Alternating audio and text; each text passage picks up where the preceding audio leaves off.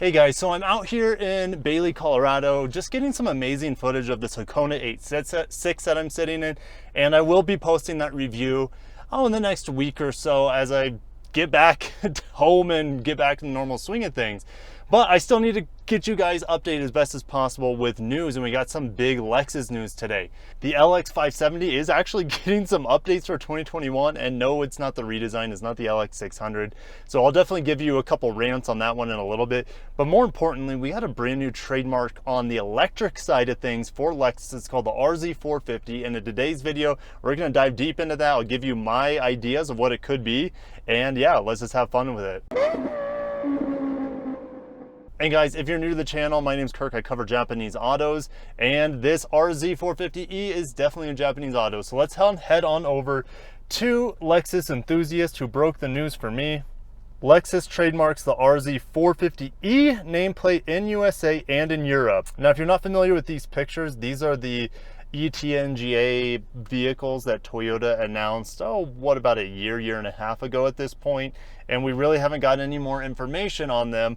But this leak is definitely playing upon that. So, of course, the new nameplate suggests both a new model and a new powertrain. Considering the current market, it's a safe assumption that this new model will be a crossover of some description, and the electrification is made known to us by the 450e.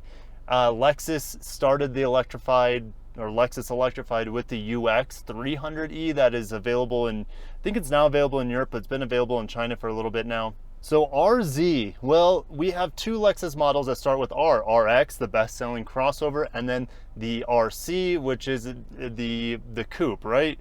I'm expecting it to be a crossover, probably around the size of the RX.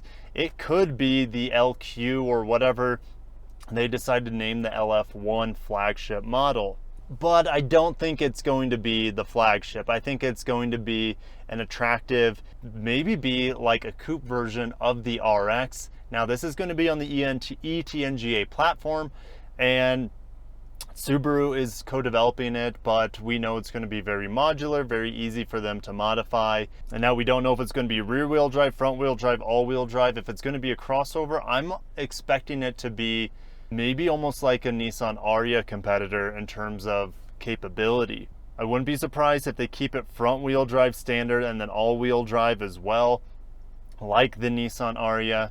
But the 350e lets us know that it's going to have about 300 horsepower. We look at the ES 300, we look at the ES 350, we look at the RC 350, the RX 350. They all have that 3.5 liter V6 with around 300 horsepower. So I'm guessing they're trying to keep that 350 electrified option around 300 horsepower. And the Z part, so I already talked about the R. I really think it's going to be a mid 5-seater, mid-size crossover based off the TNJ platform. But the Z, I've read a lot of things. People really don't know what to expect for the Z, but I'm going to take a stab at it, and Z is going to stand for zero emissions. So R, whatever R stands for, which usually is a mid-size vehicle, and then Z standing for the zero emissions. Then how could they scale this in terms of size? Well, it could be like the CZ. Isn't that a gun, the CZ? They're not going to do an EZ because that's cheesy, but it could be like RZ, GZ, CZ, I don't know. What do you guys think of that? Do you think that that's how they're going to scale this zero emissions lineup? I think it's a possibility. And when could we see this? Well, gosh, I wouldn't expect to see this for another 2 years at this point, based off how slow Lexus is. But I am expecting Lexus to be, at least here in the States, to be the torchbearer for full battery electric vehicles, maybe having double to triple the amount of Toyota does in the next 5 years. But I can't wait to see you in the comments on the RZ 350e.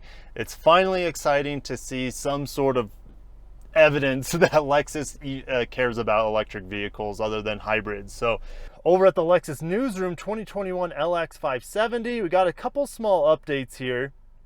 So they have equipped it with Amazon Alexa, but not Apple CarPlay and Android Auto, so it's completely worthless. Nori Green Pearl. I don't know why they're putting Nori Green Pearl on an LX. Now, they've had greens on LXs in the past, but I feel like they're just I don't know. I don't know of anyone who's ever asked for an LX in green. So yeah. Now they're actually updating the sport package, which we just got for 2020 here in the States. You're getting new 21-inch forged alloy wheels. Don't know what those look like. We don't have pictures of those. But it says updated sport grille and front fascia. When I looked at the pictures, it didn't look like it was updated at all from last year's. So either they haven't published those pictures yet, or it looks the same.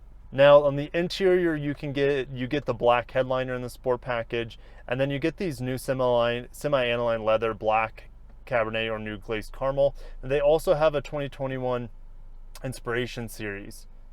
So we've had black, we've had Cabernet interiors, we had parchment before. They got rid of parchment and they replaced it with glazed caramel. So I'm interested to see what that looks like. Again, we don't have any pictures of that yet. And then the 2021 LX Inspiration series, it's going to be available in black or white. Now it's pretty much the exact same Inspiration series we got last year for 2020, except you can get it in white now. And the interior is a little bit different. It's a black interior with the red, Rioja red accents, where last year's Blackline edition was kind of like this moonlit white color. It was really cool. They're only making 500 units of that special edition or Blackline series LX. But yeah, I can't wait to see the LX 600 when it comes. LX 570's been out for about a quarter century at this point in time.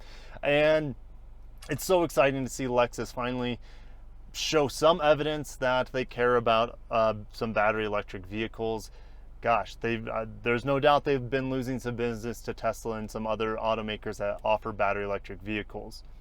The demand keeps growing because people are ready for something different. They're ready for something new, exciting. There's no doubt that the emissions are lower from the tailpipe, and that they have a better power delivery that no gasoline engine can compete with. Anyways, guys, smash the like button if you haven't. Thank you so much for watching, and I'm signing out from Bailey, Colorado, and take care of yourselves. Peace out.